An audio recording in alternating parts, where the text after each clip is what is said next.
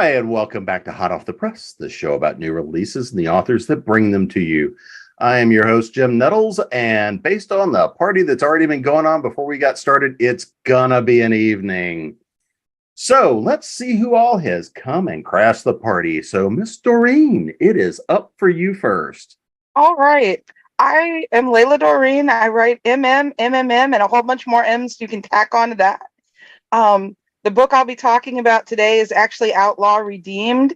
It's the fourth book in the Comet Lake Wolf Shifter series. Just came out about 7 days ago. And yeah, that's about it. Nancy? I'm Nancy Northcott. I write historical fantasy. And with Jeannie Adams, I write a science fiction series. But I'm here today to talk about the Love and Valentines at Canham Castle release, which is my story's romantic suspense. It's a variety we'll get into later. And I also write the Light Mage Wars paranormal romances. Tanya. Hi, I'm Tanya Cook, and now for something completely different. Together with my co-author, Kaela Joseph, we write nonfiction about fandom. So we write about fans who do charity work and activism, and we're here to talk about our book that came out last month, Fandom Acts of Kindness. And Kaela. Well, and Tanya gave such a fantastic introduction. I don't have anything to add to that. You know, you're going to have to come up with more as we go through the show, right? You're gonna, okay. Oh, of course.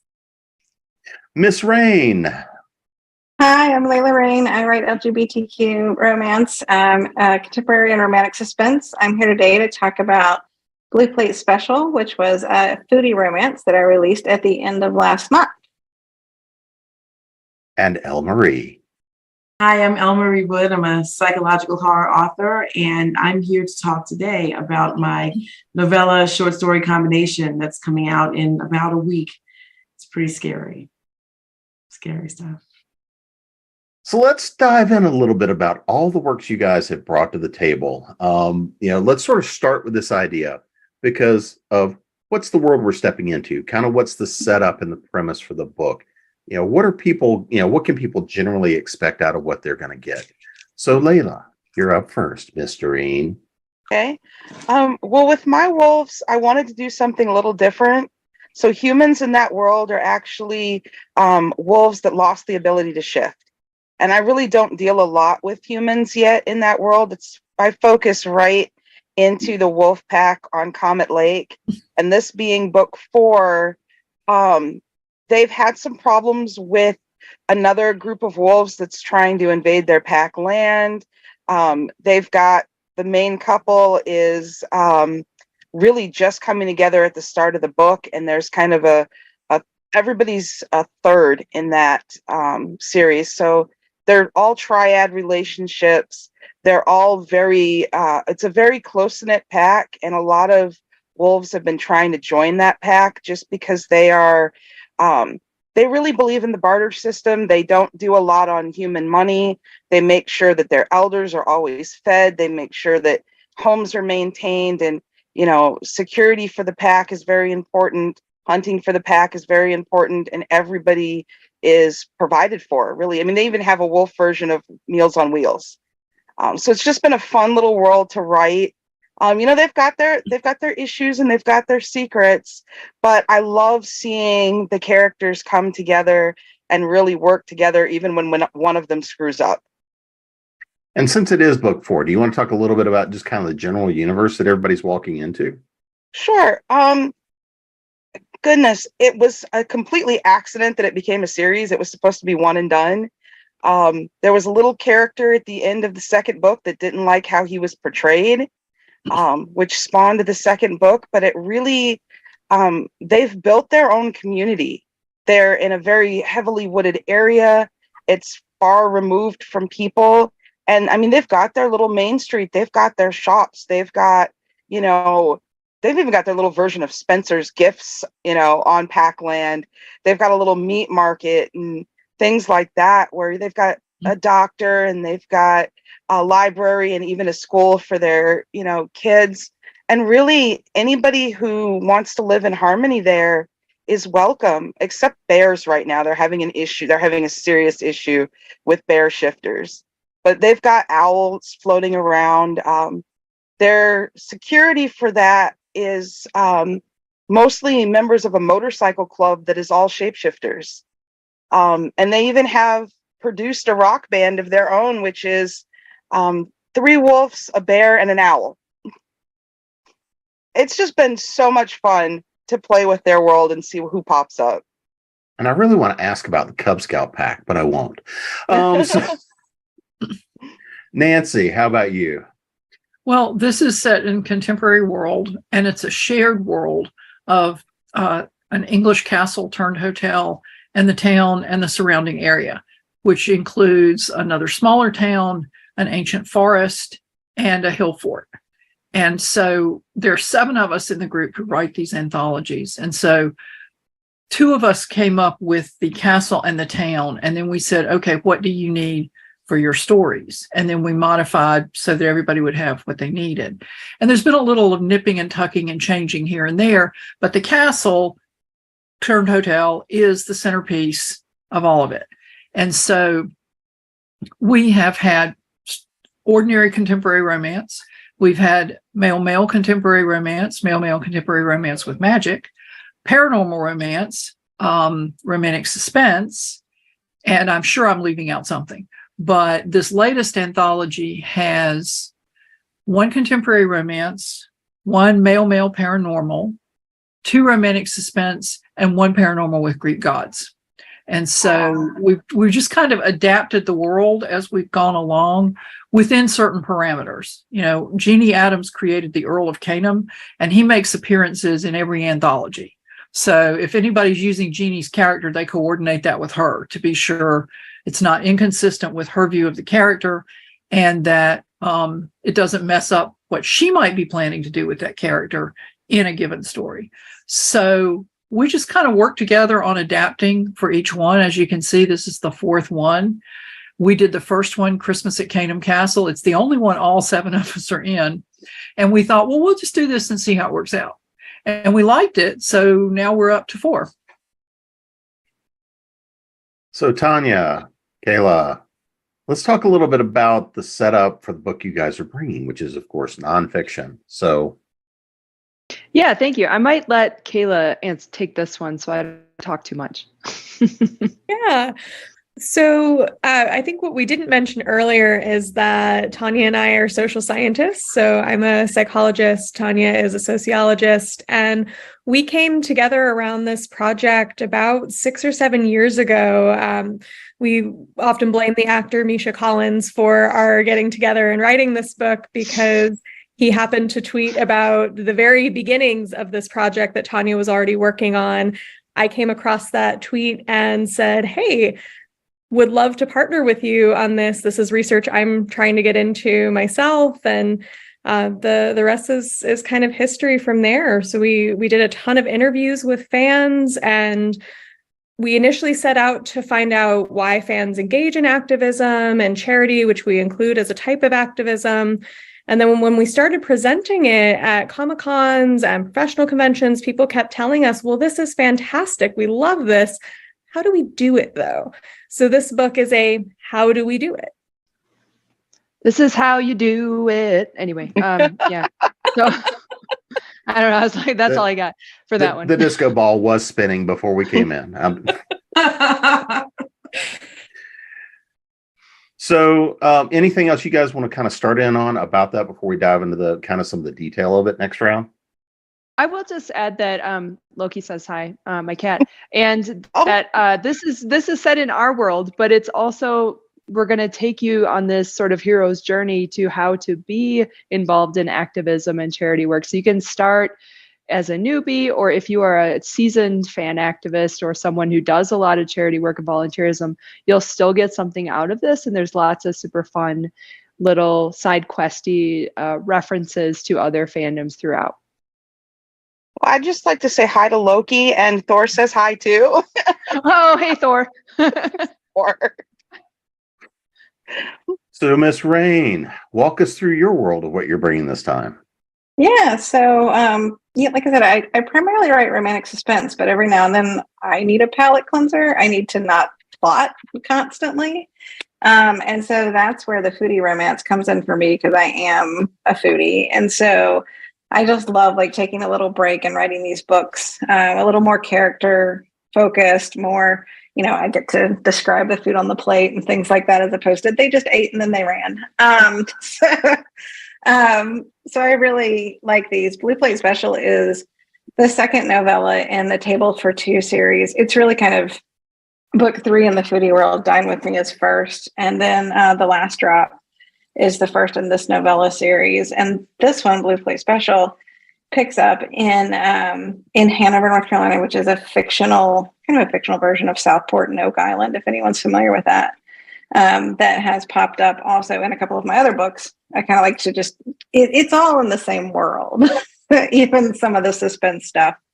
But it starts 13 years earlier in a prologue where you meet Noah for the first time, and he's just escaped an abusive parent. And it's his best friend's family and parents who have always kind of protected him, who helped him escape, like disappear. And then 13 years later in Hanover, the best friend's father runs into him. And so we have kind of a best friend's father trope, but they are 33 and 58. So dealing mature characters with that age gap, and then them reconnecting over, a shared love of food that even before, that was something that Ezra, who's the main character, his family really enjoyed and would invite Noah into. And so they're able to reconnect over that because Noah is now a chef. Like all of that from his childhood really kind of played into what he became. And, now they're in the same place again. And some sparks start to fly. Elle-Marie, what world of horror and torment are we falling into this time? Sadly, one that looks like our own, as contemporary setting, which is usually the case for me. I like to frighten you where you are. But that sounded really devious with my deep voice now because I'm not feeling my best tonight. So I sounded really throaty just then. But this is a novella short story combination. So they're 2 individual books that are coming out on the same day that are connected. And if you dare, if you think you can handle it, you would read the short stories as well as the novella. The novella tells the story of what is happening, what happens when people read the short stories. So it begins in an unassuming location. You're in an airport, you find a book, you pick it up off the floor as anyone would so that no one would trip over it or roll their bag over it. But a story calls to you, and it goes from there. If you read it to completion, you may not do anything else in your life ever again. And a lot of people, unfortunately, fall prey to that. But it's that on its surface, but it's much deeper than that. And it's settings that we know and love: coffee houses, streets that look like any town in USA. Very familiar settings that will serve to creep you out because you've certainly found a book, a magazine, a newspaper in the same place that these people are going to find this book. And you'll think twice next time about picking it up. Great. Just what we need to do is kill off more readers. We need more of them as it is. Isn't that a shame? Isn't that a shame? So now that we've got a little bit of an idea of kind of the whole mix of stories here, and there's definitely something for everybody out of this. When we now kind of go that next step, because every story is about the characters, it's about the people, it's about who you're meeting, who you're interacting with, who you get to be, who you get to meet and hang out with, whether it's in a relationship or whether it's who we're about to kill off. It's who we want to connect with in the story. So Nancy, why don't we talk a little bit about, from your story, who we're going to be meeting and hanging out with? Okay. The title of my story is The One Who Got Away, because that's what the hero tells the heroine at some point. She's the one who got away. And I thought, oh, that's my title. And then we published it and I thought, oh, that's a serial killer story title. So there is some romantic suspense in the story. The hero is a computer nerd. His sister was my heroine in the Christmas volume. And both of them were raised by parents who were driven not only to succeed, but to be seen to succeed. And so they tried to instill this in their children as well. And the hero, Hastings, whose friends call him Hayes, is a computer programmer, and he's been very successful. And he sold an intricate anti-hack program to the Defense Department. And then he moved on because even though he made a lot of money off of that, he didn't want to get a security clearance. He didn't want to mess with all that stuff. But he's one of those people who needs something to do. So he's working with some people who are trying to create a self-driving car, and they discovered that there's a problem because somebody's hacking the system for that car, and the hack is acting like the program he sold to the Defense Department. Now, that's his problem. His other problem is he ran into the woman he dated between his two divorces, who dumped him because he was insufficiently supportive and insufficiently present. He was very fond of his phone when they were together. And so she ultimately dumped him. And then he reconnected with her and is trying desperately to show her that he has changed. So, as is the case with all these anthologies, there's a big holiday celebration at the castle. It's a romantic weekend. He's convinced they've been dating long enough that he was able to convince her that she should come because he's going to show her that he can be fully present and he can be in the moment and he can be supportive and he can be into her concerns and he can be great. And then stuff keeps going wrong on this project. His sister and her fiance from the prior book come too. Toward the end of the story. They're the spies in the story, actually. And then they all enjoy the Valentine's celebration together. But his sister kind of fills the best friend role that a lot of characters fill, saying, let's think about this way, kind of thing to him. And so it was a lot of fun to write that. I like sibling dynamics, and I don't have a lot of those relationships in my books. And the heroine left the advertising business because it was so cutthroat, and the agency where she was working was even worse. And she'd been making jewelry as a hobby, as one of my college friends has done. And she's right on the cusp of being able to go full time. She's still doing PR and promo for small companies to make money to support building her jewelry business.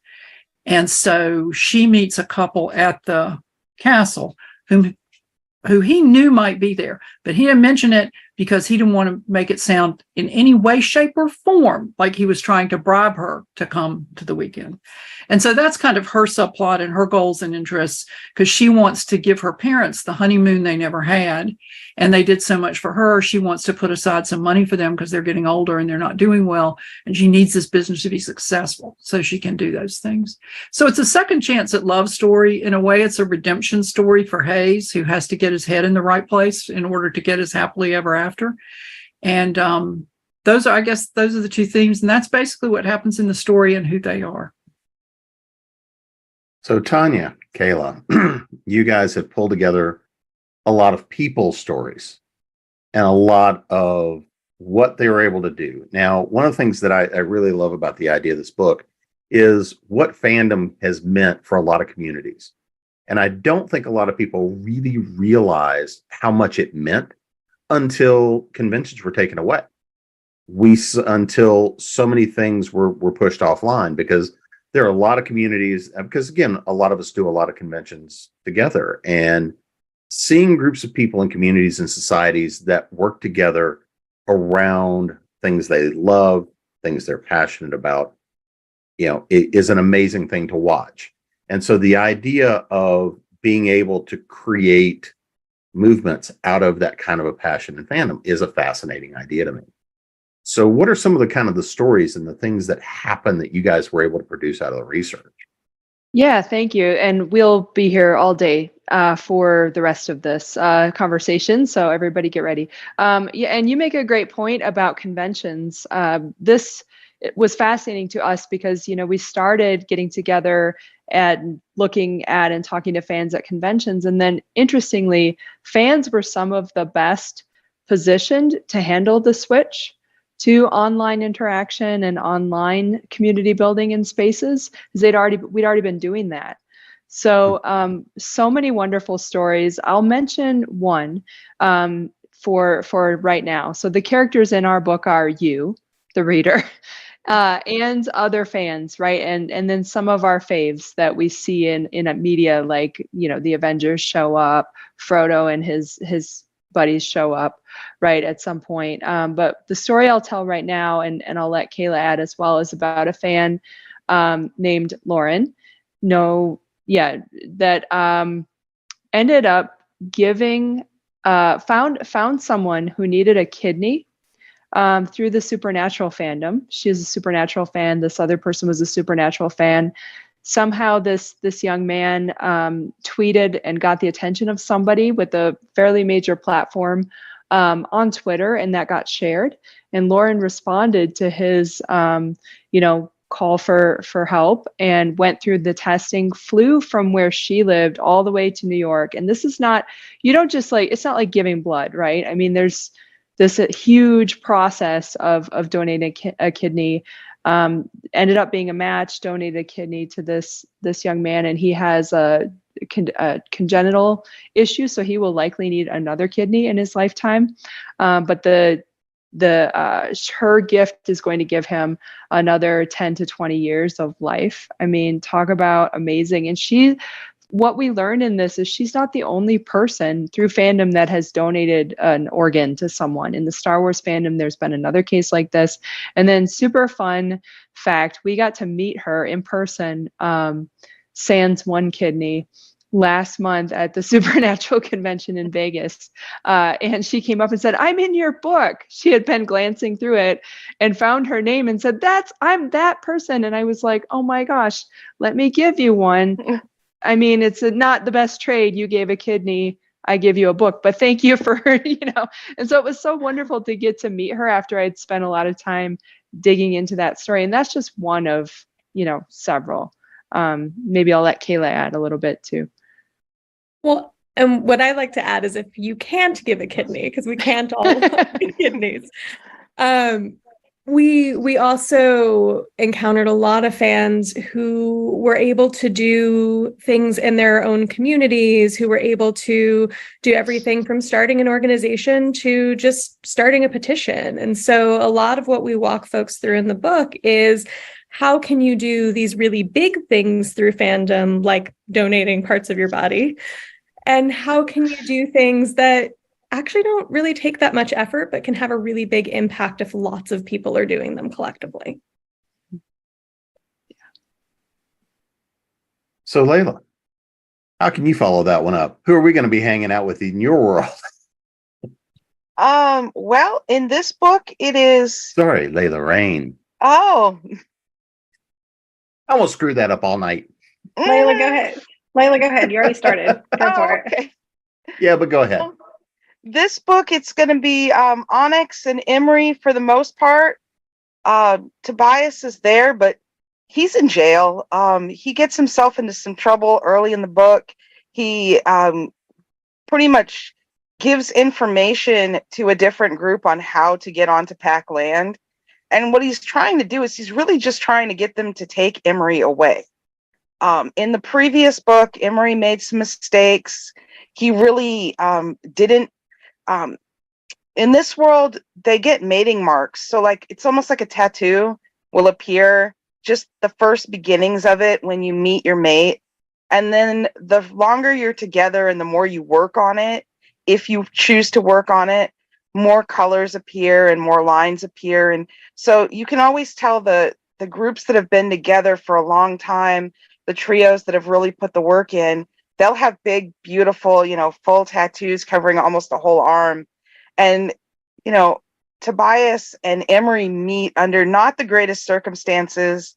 They each get a couple, marks. And Tobias is he was raised to think that this is a bad thing. He was raised to believe that, mates make you weak. This isn't what he was wanting in his life. So he actually tried to sabotage it for one of his bandmates.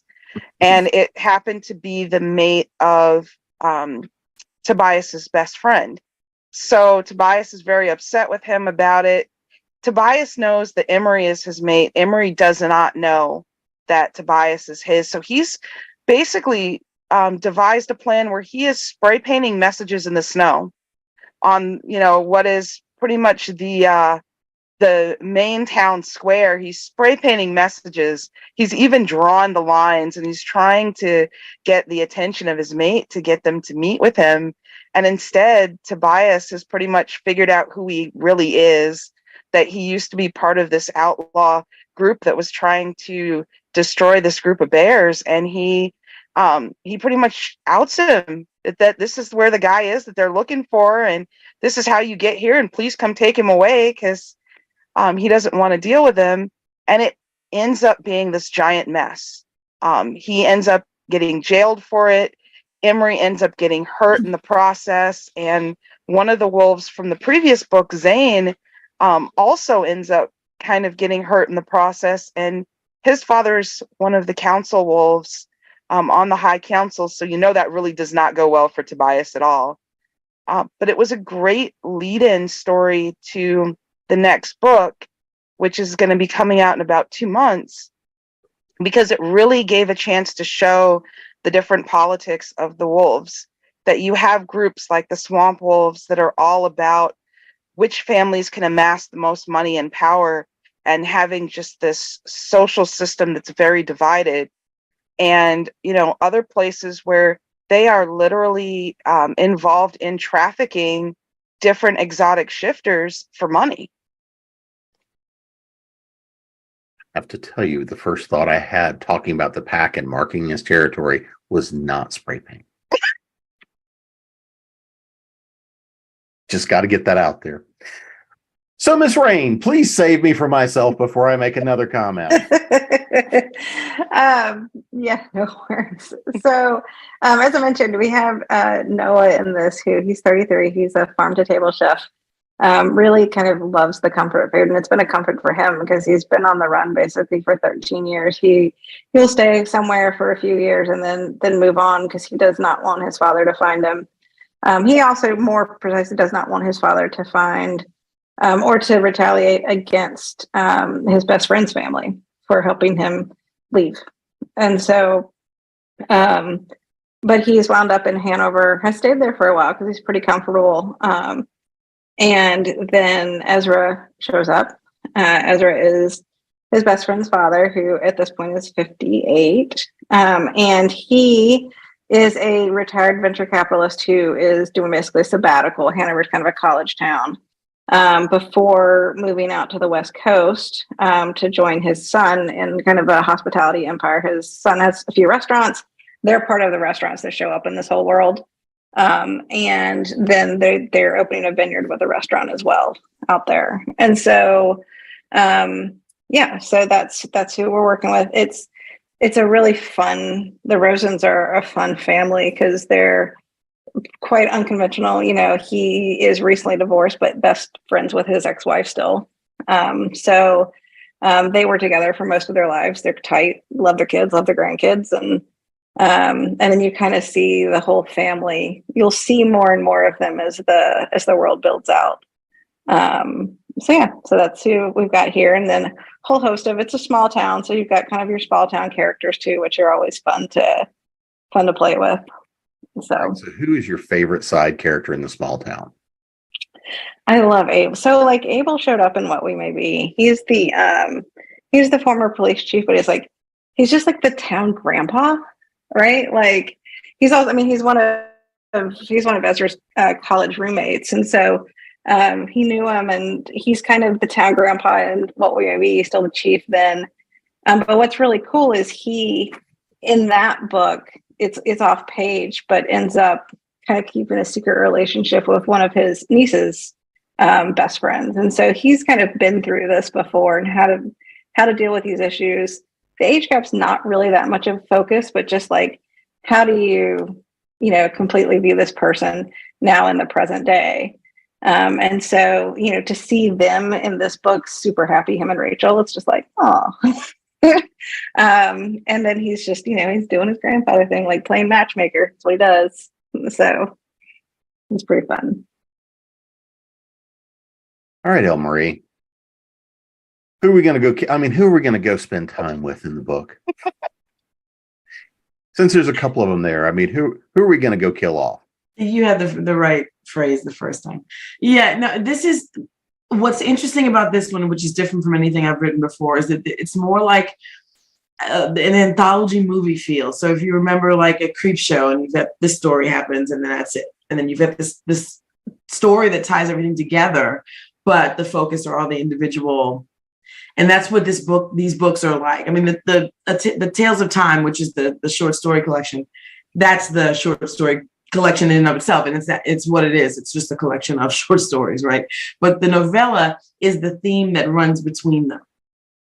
So who are we going to go kill? A lot of people who, unfortunately, you'll feel really sorry for some of those people who die, because honestly, sometimes there's just no good reason for it. But that's also horror fiction, right? But there are a lot of characters who will either engage in the reading of the book or the passing of the book, or some people will outright ignore the book, and by the end of it, you'll be so pleased that they did. There are other people who pick up the book and you're just like, don't finish the story, or maybe you should read the whole thing, and some people, and so you'll go in and out of, caring and hoping that someone doesn't read the book or wishing that someone would. So main character, that's not really how this one goes. It's an anthology collection or an anthology project, if you will, that doesn't focus on any one set of people, a group of people for any period of time, unless they are about to, So it's fun. It's different. I haven't written anything like this before, so it was really fun to put together. So who is your favorite? Knowing that that's like asking which one of your children is your favorite. Yes. But which is the one that you're like, okay, yeah, this is fun. You got a little bit too much glee out of it. Yeah, it's a near miss, and it's at the very beginning. And she wouldn't have truly deserved it. There was really no good reason for it, but the scenario was so incredibly familiar. You end up in a coffee house, you're not really paying attention to what you should be paying attention to, which is nothing more than moving forward in the line, right? But you've got all these different things going on that I don't want to give away too much, different things going on that will distract you. And I thought that her distractions were valid, and they were something that I would definitely could have easily happened to me. And the fact that I was, putting her in a situation to where the punishment for being myself could have actually gotten me killed, it was amazing. And I thought, wow, that was the neatest one because it was so close to home. I think as writers, we all put ourselves in our books, right? I mean, you can't really help it. This one was so spot on. I was like, oh my gosh, and it was kind of fun to watch it play out. That was like me giving my mom all the recipes from the book. Oh, that's awesome. I was like, you have a dinner party, please make X, Y, and Z, and then go. That's very cool. Yeah. See, that's when you have to make sure you're slipping the recipes either in the book or on the website and telling people, by the way, if you're signed up on my newsletter, you'll get this recipe next month. Yeah. There's your shameless promo tip for the week. There you go. Yeah, that was actually pretty cool. So, again, and I can't think of a better time to ask this question. And Tanya and Kaela, I'm going to make y'all go last on this one. Because again, one of my favorite things about being a writer, being a creator, doing all the strange things that I do is I love research. I love to go play and jump down rabbit holes and throw hand grenades down them. I love to go and experiment and play with things because, again, I write fiction and nonfiction. I spend a lot of my life playing with how things impact people. One of my biggest things is, why do people believe what they believe and what are their motivations and all that? So it becomes this character study. So Layla, Miss Reyne, I'm going to start with you on this one. What's the thing that you learned either about process or yourself or in the research that you just went, oh, okay. What was the thing that you really kind of threw you for the book? It was really interesting because we were leaving right as I was working on this book. Well, one, this was the third time I tried to write this book, and it finally decided to cooperate. And ironically cooperated when we were moving from the West Coast back home to North Carolina. And it is set in in Oak Island, or fictional version, and we were there this weekend. And there was the weekend like it came out. And so it was just, okay, this is where I'm supposed to be. You know, the characters found that, and I felt like, yeah, okay, I'm good. Right.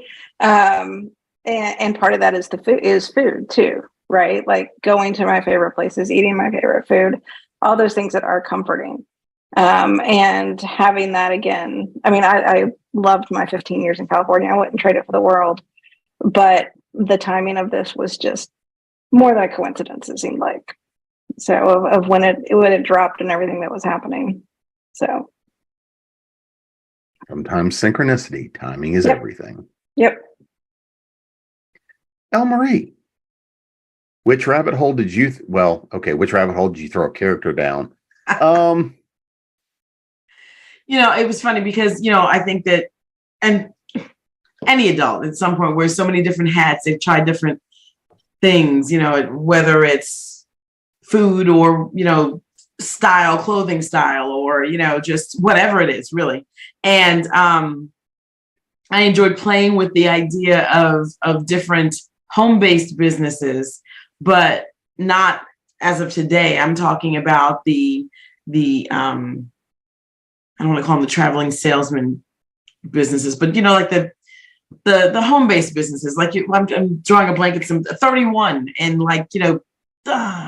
LuLaRoe and just Mary Kay and all that stuff. Mary Direct- Kay. direct Yes, sales exactly. or- Thank you. yeah. I'm like, direct sales. Gosh, the term was gone. Direct sales. MLM. Yes, that's it. So I liked I decided I was gonna have one of the characters be involved in one of these businesses and see where that would take me and but then view her from the outside looking in. So it wasn't a matter of, okay, how would I run the business if I were running one of these businesses myself? More so, how was she perceived by the people who were around her? And that was such an interesting viewpoint because I hadn't considered it before. So I literally had to create this entire scenario, learn more about this specific business, and then how that looked to anyone who would just casually pay attention to her. I didn't expect it to be a rabbit hole, but it turned into one. And it was really, really interesting, some of those viewpoints. And it was fun. It took a little longer to get her where she needed to be because I was too busy researching how people would view someone behaving that way. So it was interesting. Just the human nature, the aspect of human nature that I was able to pull into, because at the moment, there was no horror, nothing associated with fear. It was just a normal day, moment in time, and I had the opportunity to look at someone that was doing something different from what I was doing and watch, if you will. It's cool. Miss Dorine, Well, what rabbit hole did you trip over? So I ride motorcycles, not so much right now because my Harley's having issues and needs to be fixed, and it's winter in Iowa, so snows everywhere. But the year that I was writing this book, I was pretty much not working outside of my writing, and I was on the bike as often as I could be, and I was riding with this group of guys that were we would go everywhere. And I mean, it was such an eclectic group of guys that I was with that I started thinking about all the amazing people that you meet that ride bikes, that live that lifestyle. And my Onyx character had kind of popped up in a previous book just briefly, and we were on this run out to South Dakota. And we stopped at this little tiny diner because I'm a foodie too. Gotta, try new things. And we're at this little diner, and the guy behind the counter is this big, tatted up, just, grandpa of a biker guy. And he's back there whipping up these scones and these just amazing pastries. And I'm just like, okay, this is my Onyx. I'm going to make him a little bit younger. But this is my Onyx. This is the guy who on the road was always trying new recipes. And, whenever they had a chance to make them, he was cooking them over the campfire and just making these pastries for the guys. And now that they're settled on Comet Lake, he's opening this bakery. He's looking at the berries and the different produce that grows during the year.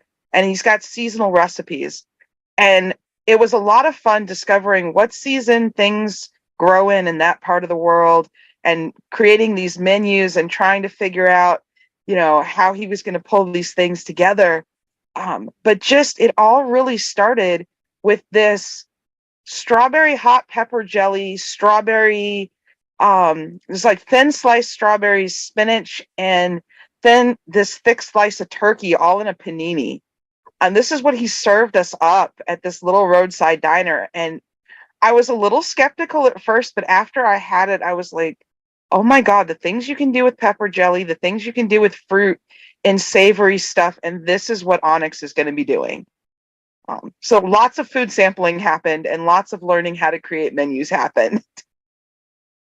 I had to make the adjustment in mind because I was like, I kept thinking about vegetables in terms of California. And I'm like, wait a minute.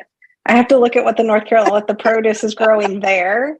So I'm like, no, I'm sorry. Squash blossoms are not that time of year. Let's change the month of the book. Right? Because that was going to stay regardless. But yeah. Yeah, there's nothing like experience to go and work its way into a book. And you're like, oh, I didn't, that's going in. What the hell? That makes this a business expense. Nancy, how about you? Well, I ironically fell down a food rabbit hole. And I say ironically because until I got married, I knew how to cook 5 things and find Wendy's. And I married a guy who's a really, really good cook. So we don't make my 5 things because my 5 things are really not very healthy. They're quick, but he's a really good cook. So it's ironic that I would fall down a food rabbit hole.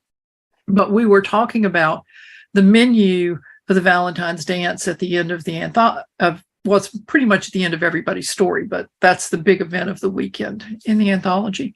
And so we had decided on dancing and timed sittings with a limited menu, and you would pick what you want off this menu. And so it occurred to me that nobody had come up with vegetarian alternatives. Well, I don't know what they eat in Shropshire in the winter. So I'm online looking at all these websites of Shropshire vegetarian food.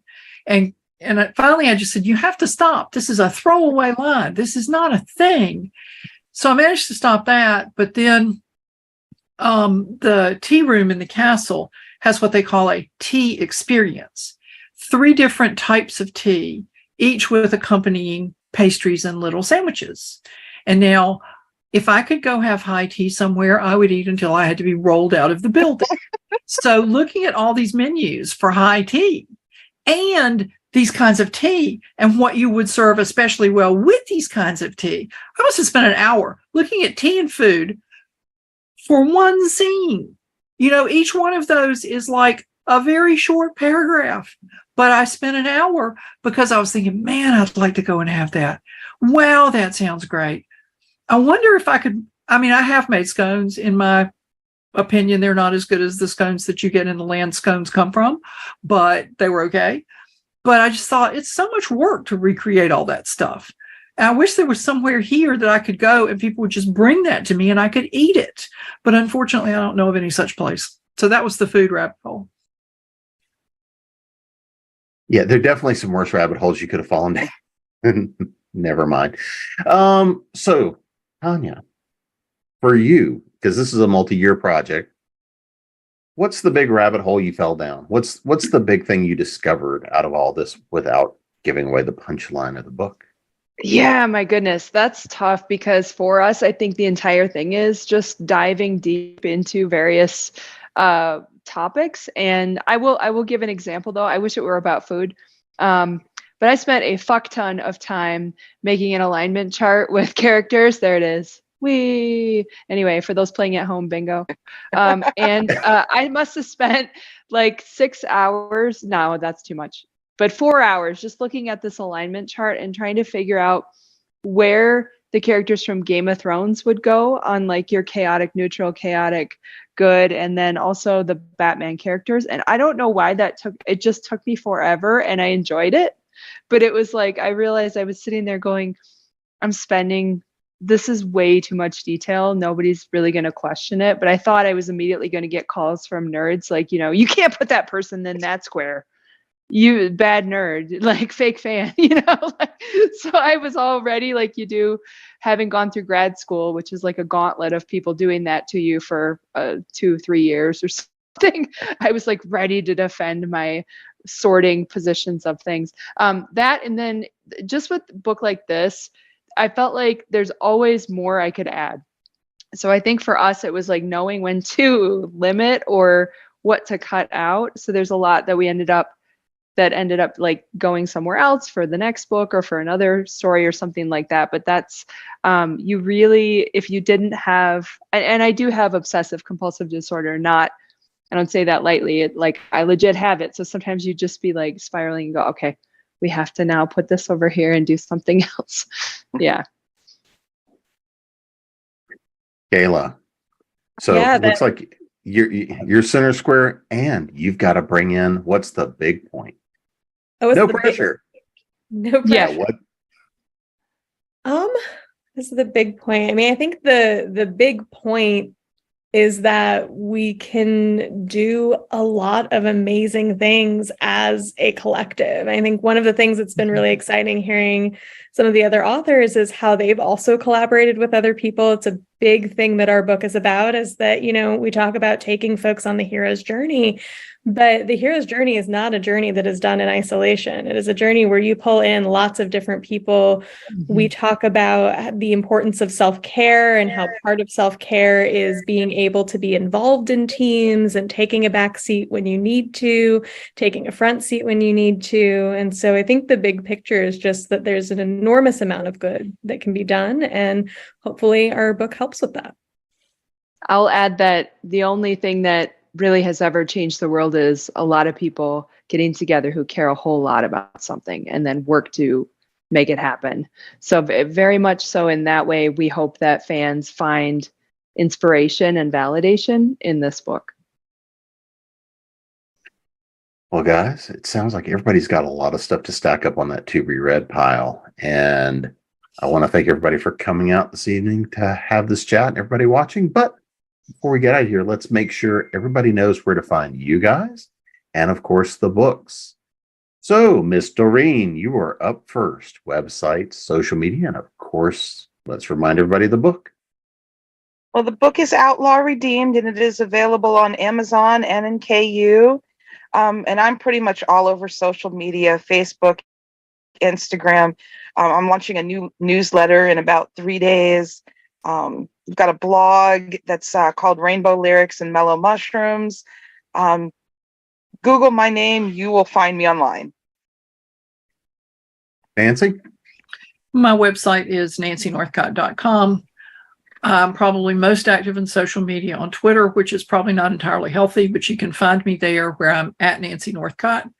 I have a Facebook author page. I haven't really done much with it since Facebook changed how everything works, because now I don't understand it. But I do have a street team that's just starting to get rolling. It's Nancy Northcott Street Team, and I try to post just whatever I find interesting on there. And the book is Love and Valentines at Canham Castle, and it's available now. Tanya? Yeah, you can find the book pretty much everywhere books are sold. It's physical and or digital. And so, also politely harass your library to have it. That'd be great. But Amazon, Barnes & Noble, Powell's, your local bookstore, maybe not, like Tattered Cover. I'm in Denver. Tattered Cover is carrying it. Bookshop.org. So there's pretty much everywhere. Hopefully you can get it. On social media, you can find us mostly on Twitter at AK Nerd Fighting, like capital A, capital K, Nerd Fighting for Always Keep Nerd Fighting. And then on Facebook, Always Keep Nerd Fighting is our Facebook page for the book. Kaela? So I am not on a ton of social media personally.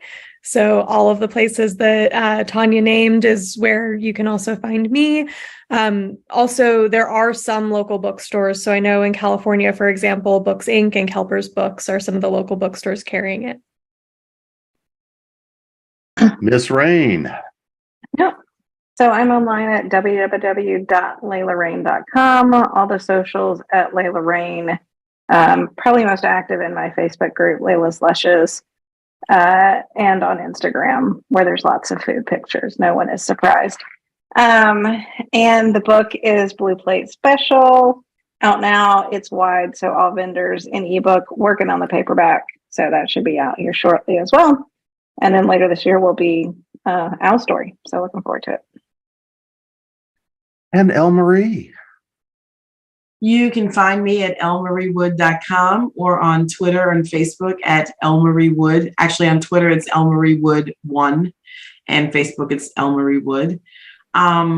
The open book and the Tales of Time come out on February 16th. So, and they're available wherever books are sold. So, yeah, come get frightened. That should be a slogan.